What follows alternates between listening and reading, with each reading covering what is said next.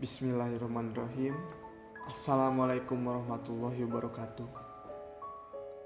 Saya Furqon dari Ilmu Keolahragaan 2018 NIM 1807017. Di sini saya akan sedikit menjelaskan tentang ideologi Pancasila yang mulai tergantikan.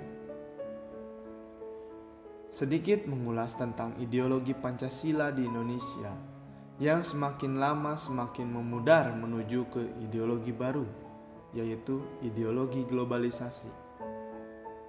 Atau dengan pengertian lain, yaitu ideologi Pancasila yang dirasuki virus mematikan, yaitu era globalisasi.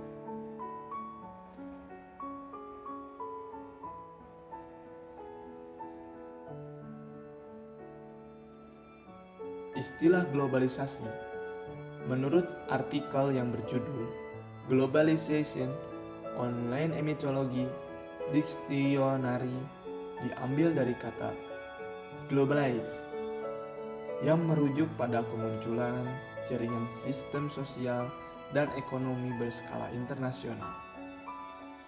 Globalisasi sendiri sebetulnya sudah ada pada abad ke-15 dan 16. Namun, era globalisasi besar-besaran terjadi pada abad ke-19 hingga saat ini. Tentu, hal tersebut dapat mempengaruhi ideologi suatu bangsa. Salah satunya adalah ideologi negara kita sendiri yang bernama ideologi Pancasila.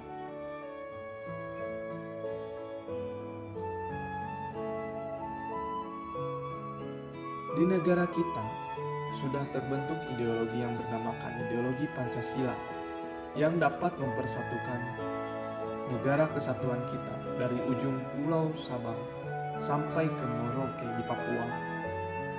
Namun, apa jadinya ketika ideologi Pancasila semakin lama hanyalah sebutan semata, serta tidak dimaknai sama sekali, hanya karena adanya perubahan zaman melalui era globalisasi, di mana seluruh dunia bisa saling terhubung tanpa adanya batasan jarak yang menghalang, sehingga memungkinkan untuk masuknya budaya-budaya luar serta faham-faham radikalisme yang mungkin dapat merusak ideologi Pancasila.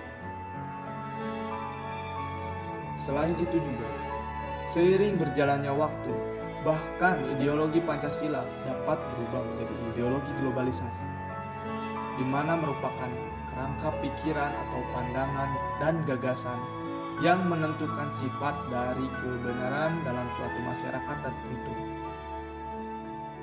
Hal tersebut dapat menjadi ancaman nasionalisme di Indonesia.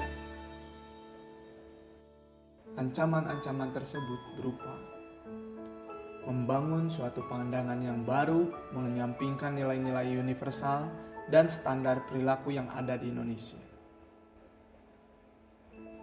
Masyarakat menganut ideologi yang mereka yakini, bukan ideologi Pancasila. Jika sistem kerangka pikir ini diterima oleh masyarakat, maka mereka merasa tunduk pada rezim globalisasi sebagai hasil dari penilaian dan kesadaran mereka sendiri. Namun, terlepas dari ancaman-ancaman tersebut, tidak semua berdampak buruk.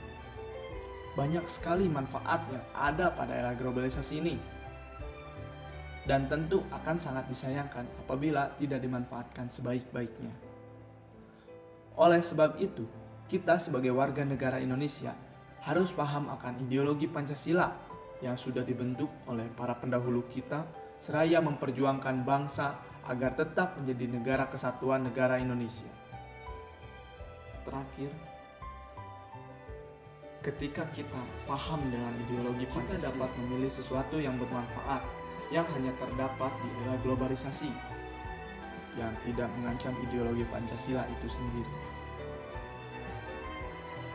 Sekian pemaparan dari saya. Wabillahi taufiq wal hidayah. Wassalamualaikum warahmatullahi wabarakatuh.